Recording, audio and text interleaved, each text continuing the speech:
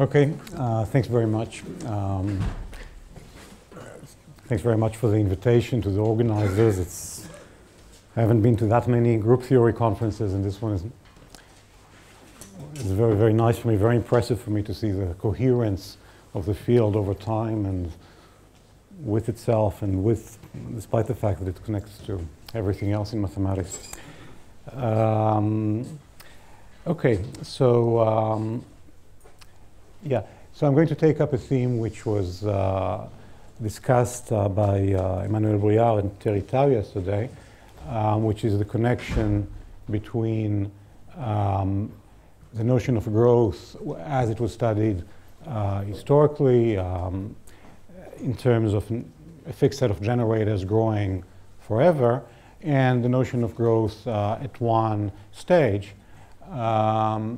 So the notion of growth at one stage is the notion of an approximate subgroup. Let's see, is this it? Yeah. So you fix some integer k, not too tightly. It means that we're willing during the proof to change it to 5k. We don't mind, but not to go to infinity. And this is going to be some symmetric subset of a group, but you don't think of it as being of bounded size. You think of it as being large.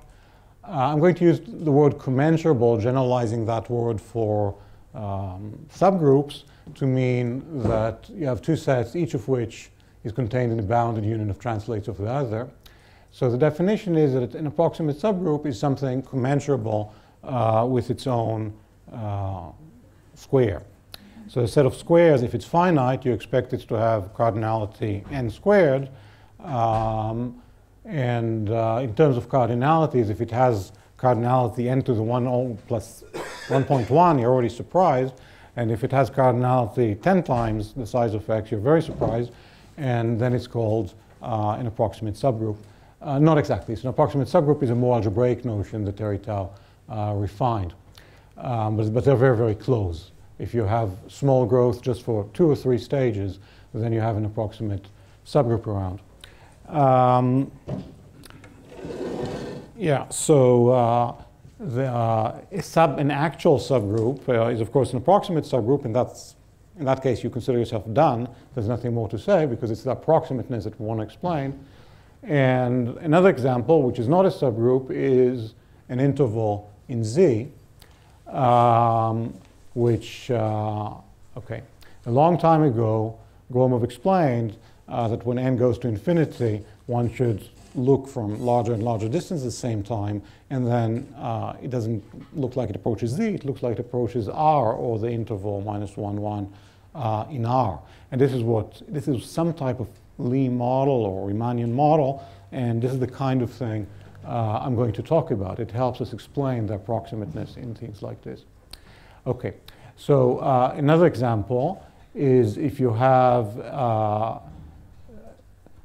Cayley graph and you take a quite large ball in the associated metric, well, there's a close connection, as we heard yesterday, between the notion of polynomial growth of the ball size and of approximate, being an approximate subgroup for a given average ball. It's, yeah, so there's,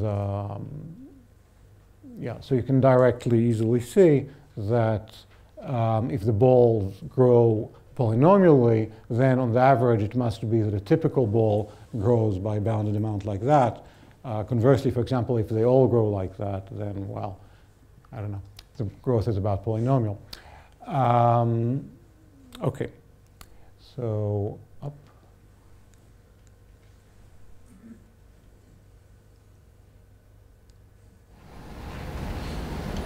Sorry, can I have a question for the definition? Can you actually give an example of something which is not approximate subgroup? Which is not an approximate subgroup. So just take a geometric progression, for example, of length 100. Yeah, if you multiply it by itself, you get about 10,000 points. If you add it to itself, you get about 10,000 points. Right. No, it's asking for an example of something that's not an approximate subgroup, right? Yeah. Well. Yeah, adding it, of course. Yeah. So you fix k, yeah. So k equals 5. you take 100 random points in the integers, then x plus x is going to have about 10,000 points, not 500 points. Oh, so you have like a sequence of those x's. Absolutely, yes. And k is fixed for all of them. Yes. Because for a single x, you can always find it. Yes. Maybe k equal 2 of this. That's right. Okay, great. Okay, so Gromov's theorem is that a finitely generated group of polynomial growth is nilpotent by finite. In other words, these examples, so it's not very difficult to see that in a nilpotent group, the growth of Cayley balls is polynomial, but we don't have other examples, and Gromov showed that, in fact, this is the only way that polynomial growth can come about. So the very rough structure of the proof is what I said before. You consider the group as a metric space under its own Cayley graph. You pick some set of generators, but you keep renormalizing. So you have many metric spaces where the nth ball has diameter 1 for the nth metric, and you take a Gromov-Hausdorff limit. Now, because of the polynomial growth, it can be shown to be finite dimensional, locally compact, and the fact that we started with a group which acts on itself still leads to the fact it has a transitive automorphism group. And at this point, Gromov quotes deep results from the 50s, Montgomery-Zippin, classifying such things and saying that the automorphism group is a Lie group. Now, that's not at all the end of the story. At that point, complicated proof starts with further ideas, but this is the setting, this is the language in which proof takes place. So this, of course, was fantastically influential for many things.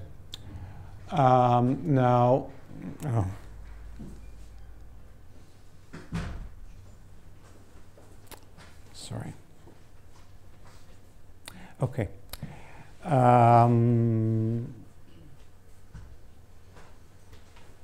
Yeah, there's a remark that is a little bit misleading, but I'm still going to say it for later purposes, for things that I'm going to explain later, so that there's something amusing going on, that Gromov keeps renormalizing, looking at larger and larger balls as having radius 1, and then he gives it over to Montgomery-Zippin. And what do? Well, the main thing is some kind of construction of a tangent space, or maybe Gleason, but anyway, you need to somehow take a topological group and construct a tangent space.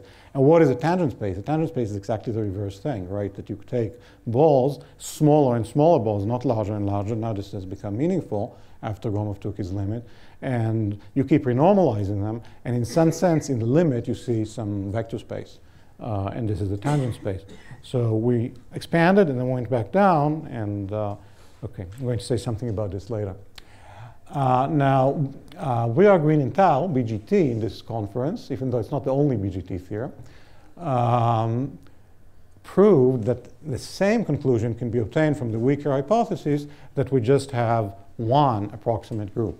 So if you have a group of a finitely generated group and you look at bigger and bigger and bigger balls in the Cayley graph, just the fact that at one large stage you have growth like that, that from the nth ball to the 2nth ball, the growth is of bounded size, already gives you the conclusion.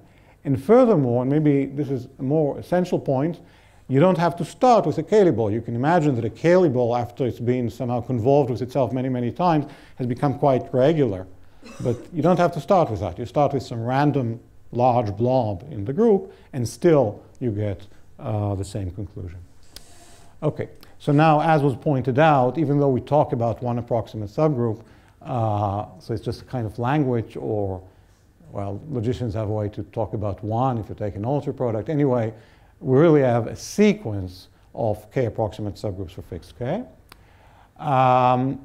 So we still have a sequence, but now these groups are no longer the same group, right? Each xn lies in a different group, gn maybe. And how does the proof go? Well, the first step is still to find a Lie group which reflects the situation. But now it makes no sense to talk of a metric. You just have this blob, and you're allowed to look at the metric of the Cayley graph, but really only 2 or 3 or 4 times, only a very bounded number of times. And you cannot renormalize. You cannot use a metric approximation. So what you use instead is some kind of measure theoretic approximation where L is approximated by Gn not so much as a metric space, but roughly speaking as some kind of group with a measure on it. So it's the class of subsets commensurable to Xn, which is going to resemble the class of compact neighborhoods of 1 in the Lie group. So here's a more precise statement. Keep doing this.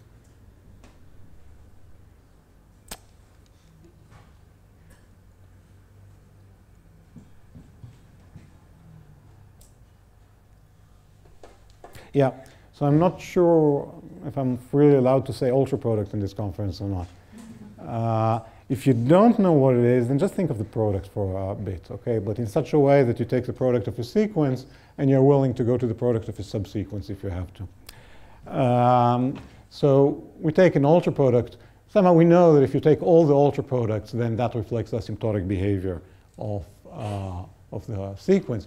So you take an ultra product, and for the present purposes, maybe at the end of the talk I'll have something finer, but for the present purposes, by a definable subset of X, or of some power of X, I just mean an ultra product in the same sense of subsets of the factors, okay? So if you have a subset of each Xn, then the limit of that is considered a definable subset of X.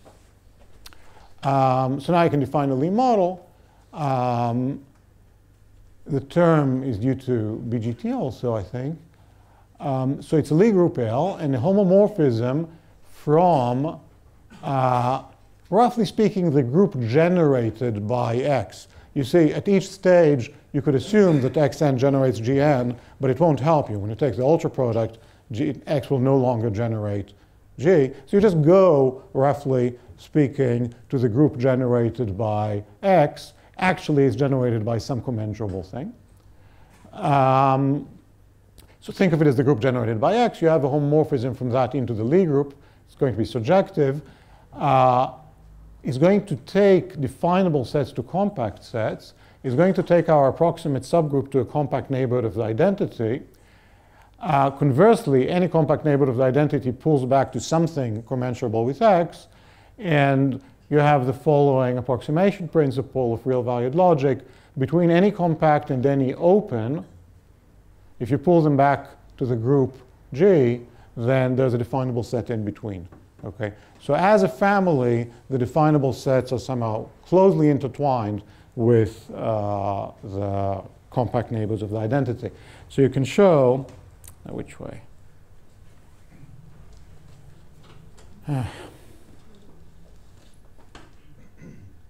Yeah, in particular, you can conclude that measure theoretic properties are preserved. Yeah, and you can show uniqueness. So if you factor out a compact subgroup, that's not going to change things enough. But suppose there are no compact normal subgroups. You can get to this situation, and once you are in this situation, L is uniquely determined, and the claim is somehow this measures, this L captures the approximateness of the situation. Okay.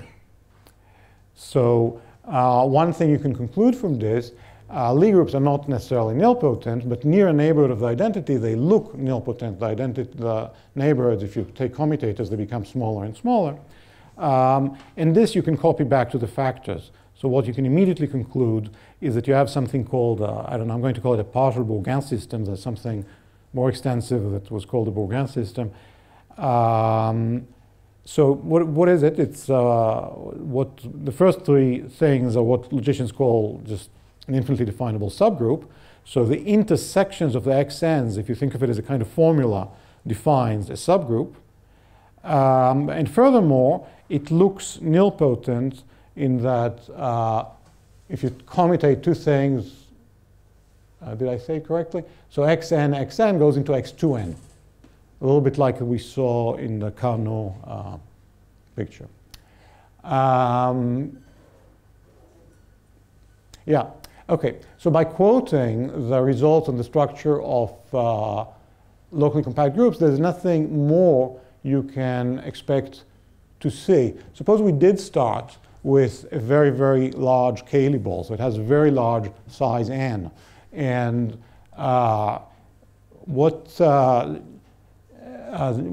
Lie group approximation does is to factor out by somehow, well, in that case, it's easy to see what the descending sequence should be. It should be x n over 2, x n over 4, but somehow you only go up a few steps, only a standard number of steps. So you cannot hope, so everything still, when you normalize that to be your size, your measure of size, you don't see the discreteness at that level.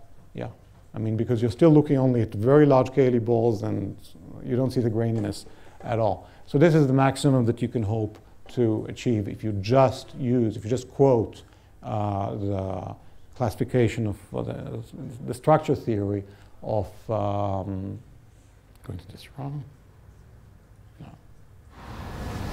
In answer for that, what is big N? Just say, for example, that the commutative of xn and xn goes into x2n. Maybe I didn't write it well. Okay, so they have to redo the proof in this setting and to go not only a standard number of steps down, but all the way down. The rough structure of the proof looks like the Gleason construction of a tangent space to a locally compact space. Okay, so you use powers very much. You have to talk of the escape time of an element, which is the smallest integer, such that when you take that power, it gets out of your neighborhood x. And using that, you can define, well, you can look at the set of all elements that take not much more than time alpha to get out. The modulo, it's not obvious that this is a subgroup, but this is what Gleason shows using some kind of, in this setting you can show a kind of differentiable, kind of C1 Urison function for x, which allows you to conclude this. Similarly, the set of all elements that don't at all get out at time alpha, not even in any multiple of alpha, and the quotient is a version of the Lie algebra, and then you can do that all the way down to the discrete stage. So you see, you can talk about somehow, at an appropriate scale, you can talk about the nearest element to 1, the commutator of it with anything will be even closer to 1, so it'll have to be 1. So you start working. I mean, it's a complicated proof, but this way you get a central element. Okay, so this was a bit of a description of the BGT proof. And I should say that in this whole area, before Gromov also, there's a kind of duality between the two parts. I mean, the theorems you prove for linear groups and theorem you prove for arbitrary groups. So BGT was the arbitrary part. And for linear groups, one has a better structure theory. So I wrote down some of the things.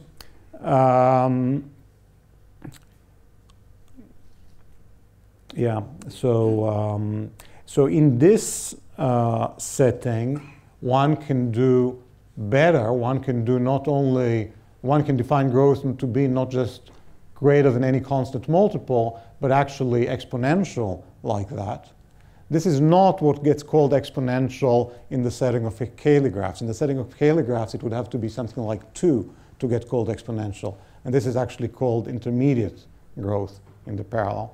But anyway, it's better than just bigger than any constant. Yeah, so you have one in terms of measure 0, one in terms of smaller dimension, and one in terms of appropriately smaller dimension going, or bigger dimension going up twice.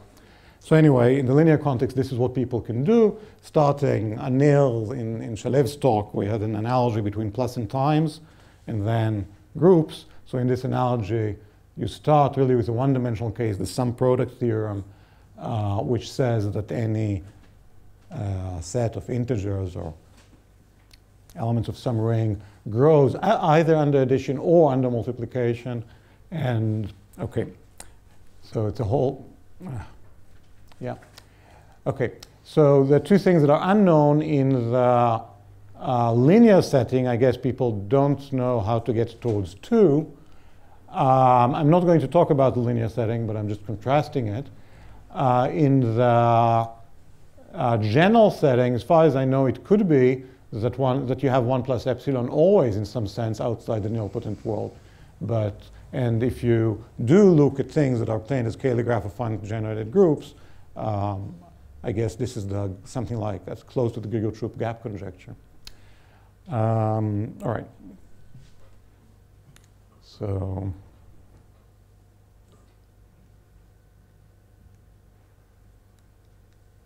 yeah, I wonder if I'll get this straight by the end of the talk. Anyway, okay. So now I want to generalize from approximate subgroups to approximate equivalence relations. Equivalence relations may seem like a softer thing. Still, in the definition, you have transitivity. So you can talk about an approximate notion, which looks like this. So so you just talk about graphs or relations on a set omega, and then you can compose it with itself, right? You can take the set of all xz such that there exists a y, such that x, y, and yz are in the graph. In other words, you can take distance 2 in the Cayley metric of that graph. And an equivalence relation is something such that when you go to distance 2, it's exactly the same as distance 1. So an approximate equivalence relation is, well, or k-near equivalence relation is that if it grows only numerically by a factor of k, and an approximate equivalence relation is if the two metrics are actually commensurable. So in other words, every two ball is a bounded union of one balls and vice versa. Okay? So two metrics are commensurable if any, at scale alpha, if any alpha ball of one is contained in a bounded number of alpha balls of the other. Okay? So this is an approximate equivalence relation. And what are the examples? Well, one class of example is approximate subgroups. If you have a group and you have an actual subgroup, then you have the coset equivalence relation. And likewise, if you have an approximate subgroup, you have the approximate coset equivalence relation defined in the same way. XY inverse lies in the approximate subgroup. So if you say something about approximate equivalence relations, which is canonical, which is invariant under the automorphism group, then you will have immediately a consequence for approximate subgroups as well. So this is going to be a generalization. And another example which does not come in this, of course, another example is in straight equivalence relation, and that's the answer. And here's another example which does not arise in this way. It's a statistical example. So you take a sphere, don't take it of radius 1, take it of radius 10, okay, and randomly cover it with so many points that it looks dense, okay, with a finite number of points that looks dense. And now consider the graph of x, y are a distance at most 1, okay. So this is some kind of graph of radius, I don't know, about 10. And it's clearly an approximate equivalence relation because, at least with almost every choice or something like that, because in a ball of radius 1, the number of points is going to be more or less the area of the ball, and in a ball of radius 2, more or less the area of that ball, which is a constant proportion. Okay? So that's another way of producing approximate equivalence relations.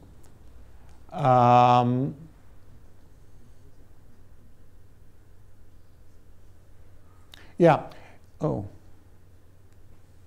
Yeah. Okay, and here's a generalization of that.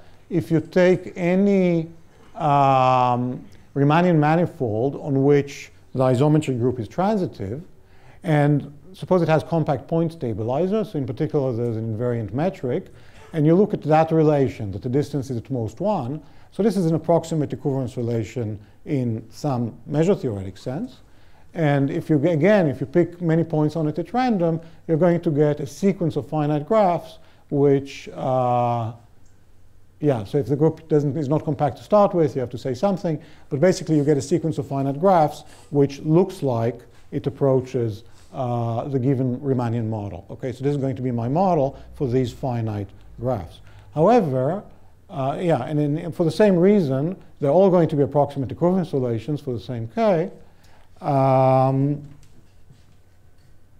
However, in these approximations, there's no group involved, right? It's not connected to finite group theory.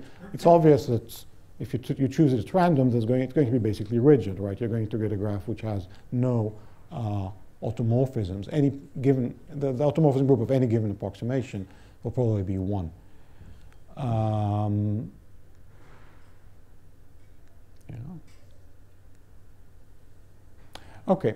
So here the Lie model theorem says that, in fact, this is the only way to get, yeah, no, I should have said something more.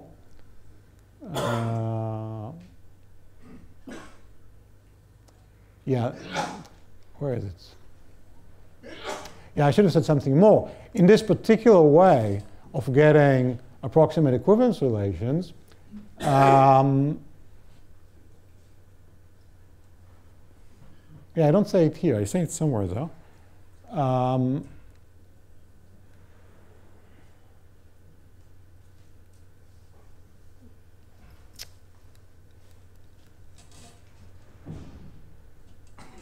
Yeah, that's where I said. Okay. So this sequence, as I pointed out, all these finite approximations are rigid.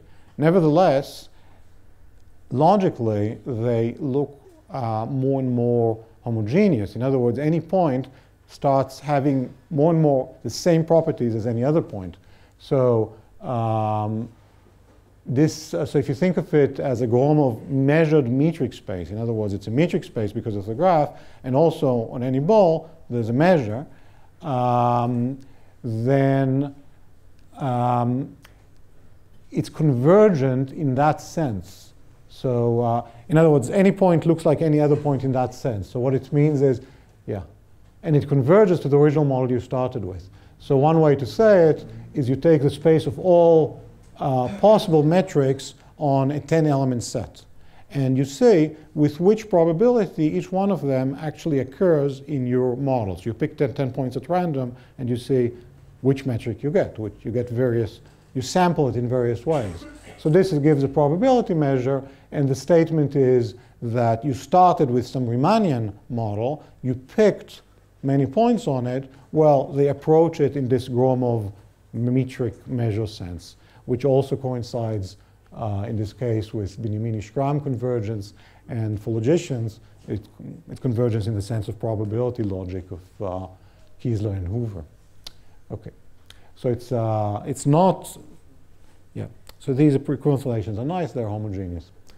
Oops.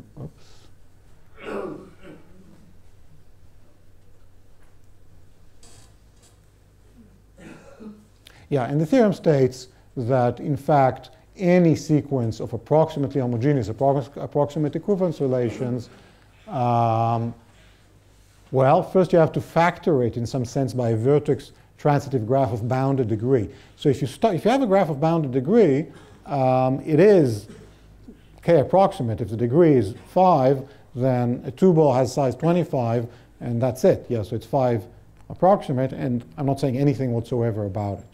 You want to say something only about the case where the degree goes to infinity.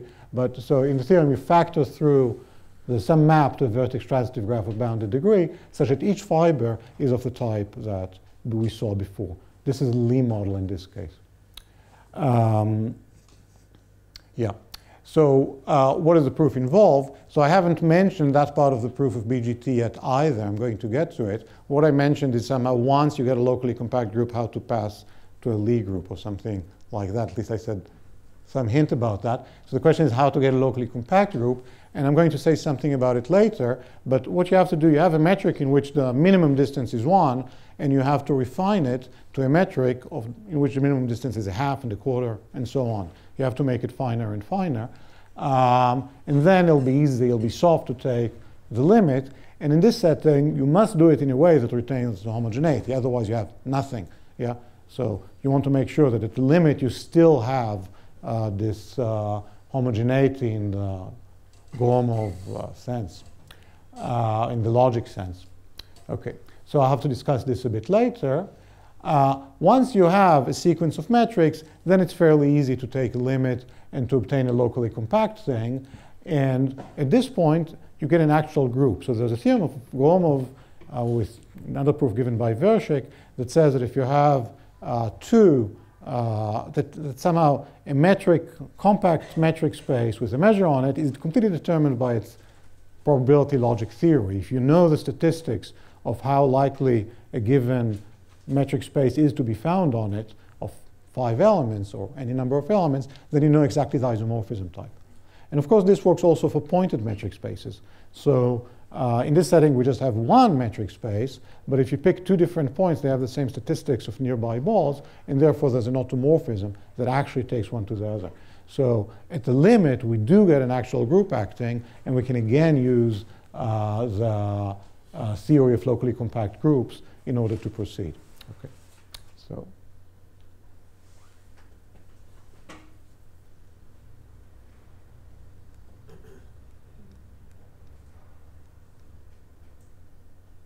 Yeah. Now,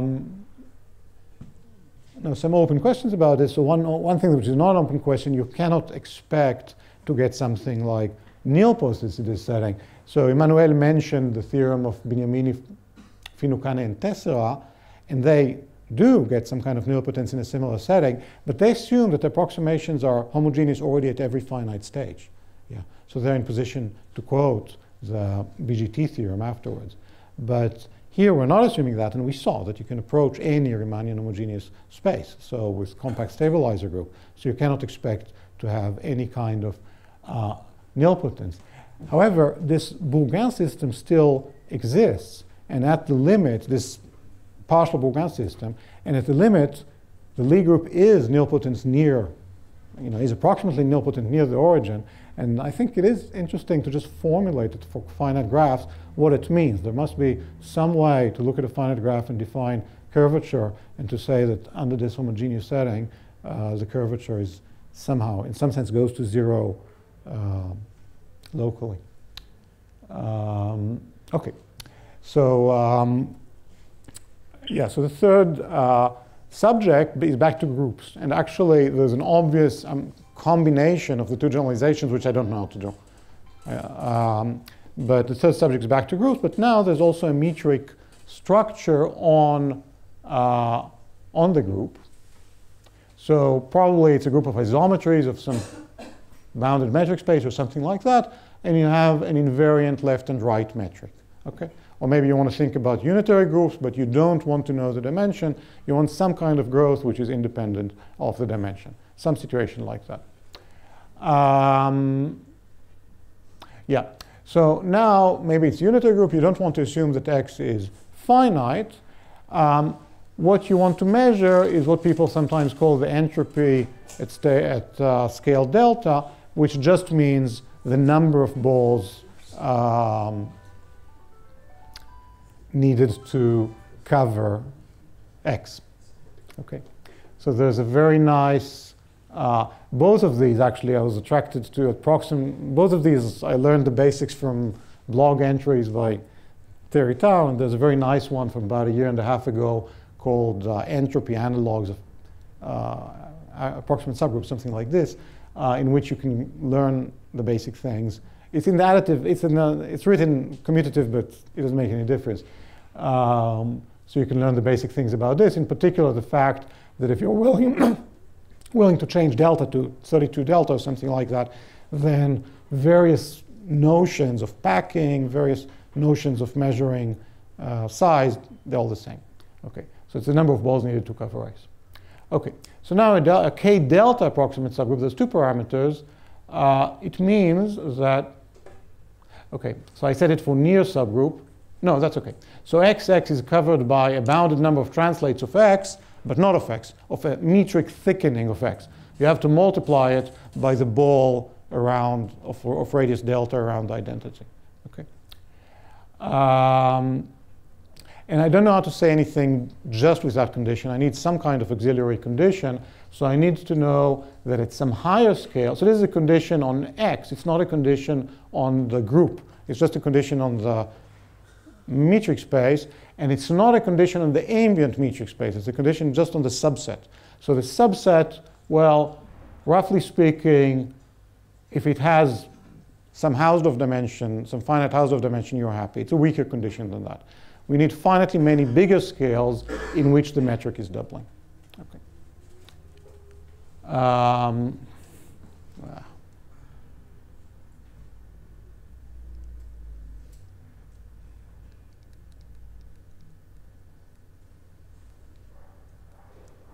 Yeah, now it's not me. Okay. All right. So now everything we're going to say is going to be metrized. In other words, it's going to be up to a metric thickening. And in particular, I take the notion, one of the answers earlier was that we just had a subgroup. An approximate subgroup, if it's a subgroup, that was the end. And now I'm taking the answer to be a quasi-subgroup, a 1 epsilon approximate subgroup. Even though it's a much less, a subgroup you can keep studying, and a quasi-subgroup also, the distance between quasi-subgroups and subgroups is extremely interesting, and there's some theory about it. It looks quite different from Lie models or anything like that. It looks chromological. I have a slide about that in a minute. So for us, this is going to be the answer. If it's actually 1 epsilon approximate, then we're happy. Then it's a kind of quasi-subgroup, and there's no issue of finitely many translates. So this k approximateness does not need to be explained. OK.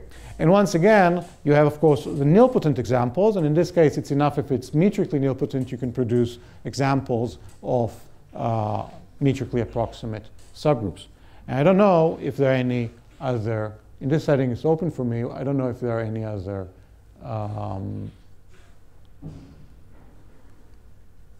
such things.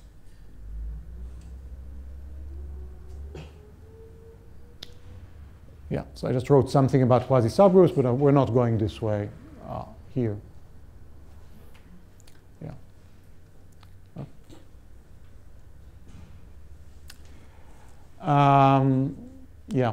In the linear setting, there's some very beautiful, powerful theorems. Again, they go to the x to the 1 plus epsilon type result. So there was, yes.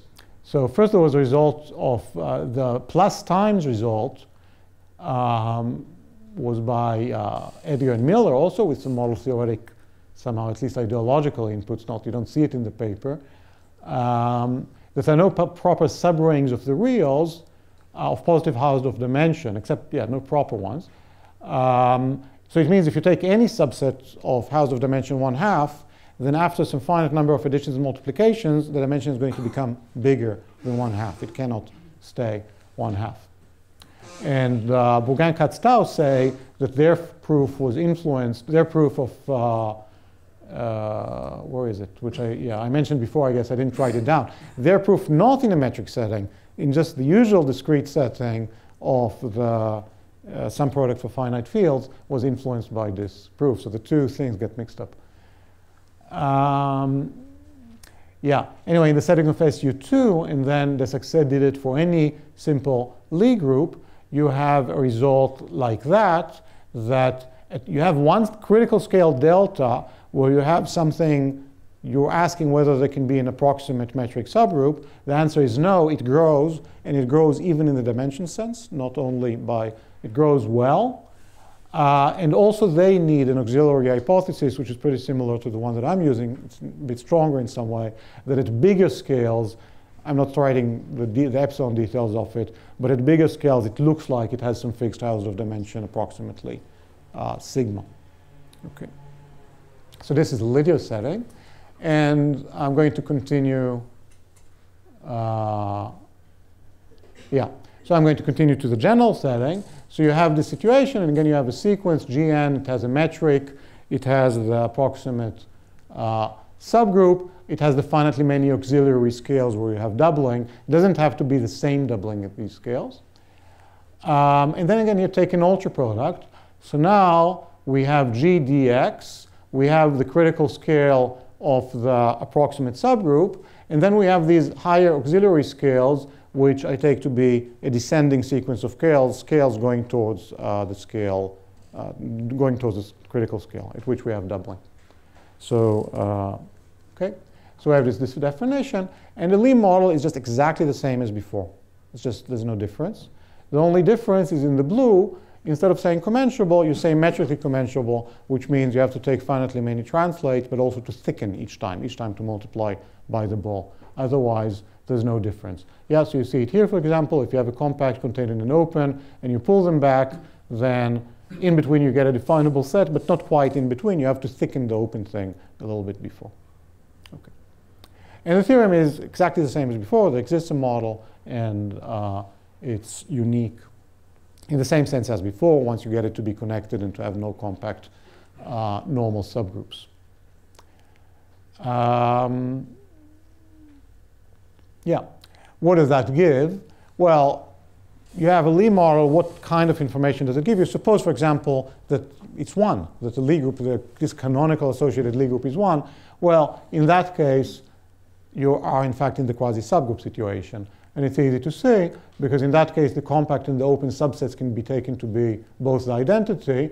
And then what you get is that there's an actual subgroup gamma, such that between it and the thickening of it, you get something, a definable set, which is going to be commensurable with X. Yeah. So you have near subgroup. And a corollary to that, if you assume that the GIs are torsion groups, so then this cannot happen at all. And there are no K epsilon approximate subgroups. They must all come from 1 epsilon approximate subgroups up to our notions of commensurability. Okay. Another corollary is that you can make these few steps towards nilpotence again. You can get a sequence which looks like of small and smaller quasi-subgroups, which looks nilpotent, looks like a beginning of something, but it's conceivable with stronger assumptions that one can make the BGT proof go through. In other words, to give this at all scales, but I haven't tried it. Probably would require some somewhat stronger assumptions, like about Hausdorff measure, not only about Hausdorff dimension. And even if one has that, it would still not be clear how, the punchline would not be clear, because it would not be clear that there's an element somehow nearest the identity. So I'm not sure if one should conjecture that the correct answer is actual nilpotence, well, metric nilpotence or metric topological nilpotence. Okay, so yeah, I promised before to say something about how to find this compact, locally compact quotient. So I'll do it in the equivalence relation setting. So we have an approximate equivalence relation. And what we really, you think of it as a metric where you know what distance 1 is, but within a ball of distance 1, you have no further resolution. And you want to get the resolution to be better and better, yeah, to have an idea of distance 1/2, which gives that distance 1. So you need to find one commensurable SNs such that the composition of Sn plus 1 with itself is contained in Sn. We call it an infinitely definable equivalence relation. And the point is, these SNs should be definable without parameters in an appropriate logic, so that group operations will be preserved, and even approximate symmetry in the sense of points looking closer and look closer in the Gromov MM metric should be preserved, because otherwise you haven't done anything. So this canonicity is very important. And the original proof I gave was canonical, but quite complicated.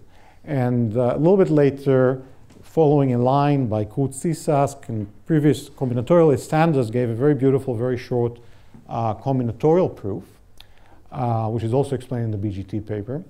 However, that proof does pick parameters. So later, there was a very striking paper of Massico and Wagner explaining that also there's a definability aspect to it. But anyway, you pick parameters. You destroy any symmetry by going to these equivalence relations. And that would not do for the theorem that I want here. So you have the complicated proof. But in fact, I realized there's also an extremely simple proof in the measure theoretic setting, which is kind of like this. You just say, well, logically, X is infinitely equivalent to Y if and only if for almost every Z, the intersection of the X ball and the Z ball has about the same size as the intersection of the Y ball and the Z ball. It's really almost an exercise to see that this has all the right properties. However, in the metric case, so the original proof was complicated and quite general, and so far we don't quite have, so the generality of it was not needed in the group case, nor quite in the equivalence relation case, but that proof did not use measures. It only used the analog of the measure 0 ideal. And furthermore, it did not even use that ideal is, so to speak, well, an infinitely definable, is an intersection of definable ideals, just needed to be invariant. So at the moment, I am using this full generality, somewhat generalized in the metric case, because I don't know how to get measures there, and I don't even know how to get closed ideals there. The analog of measure 0, 0 that I seem to need says that you have measure 0, its scales approaching the critical scale from above. So if you try to say that, it's a kind of G delta situation. It's not an actual intersection of definable things. It's a more complicated thing, and this kind of proof fails. So as far as I know, you need the more complicated one in this. Yeah.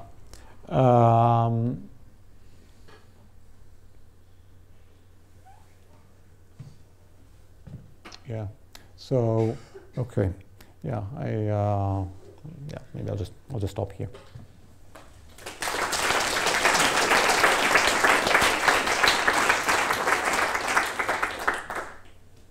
Thank you very much. Questions or comments?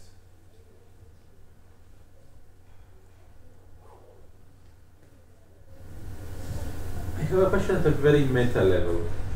So, I mean, we saw some using product clarification for being A, extremely elegant, B, not giving practical bounds or any bounds really. But do you see that as being a correct view, or do you think that one can actually manage to take ultra products and give reasonable bounds for something? And for speed of growth as well? Well, this view about ultra products is often exaggerated, but to expect from them to get reasonable bounds would also be exaggerated. The truth is somewhere in the middle. So they almost always do give effective proofs in the sense of Gödel, in the sense of recursion theory. This point is often missed, but at least very, very often they do. But no, but they don't. Yeah, no, but to get expect x to the 1 plus epsilon from producing ultra product. It's not impossible. Yeah, you would take the ultra product to fight against some other thing that you want to ignore. It's definitely possible, but you know, they just give you a place to work. You still need ideas. So to go from k times to 1 plus epsilon, you need additional ideas. And yeah, I mean, it might be that it's still convenient to apply these ideas after you do take an ultra product. But, yeah.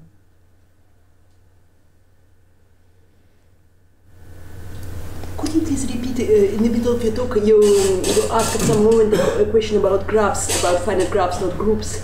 Could you please repeat as well?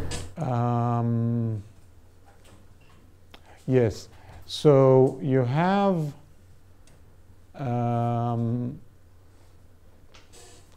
this result. Yeah. So I'm thinking about graphs which have so it's a sequence of graphs, if you like.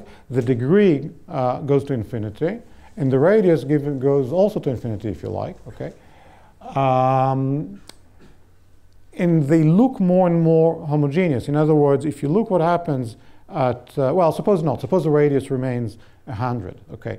So you can think of it as some kind of, so it has the counting measure on it, and it has the metric on it that you start with distance 1. And you can view it as a metric measure space, and suppose they become more and more, they resemble each other more and more in this sense. So it's also been a Minischram convergence, okay? So this is the assumption. In this case, the result is that the limit is, first of all, there's a finite dimensionality result. Yeah, in Gromov's proof, this was a remark I forgot to make.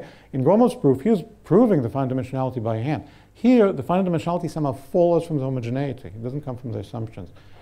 At all events, in the conclusion, there's some finite dimensional model which is also flat locally. Yeah, in other words, if you do define distance 1/10, then you expect it to look more and more flat.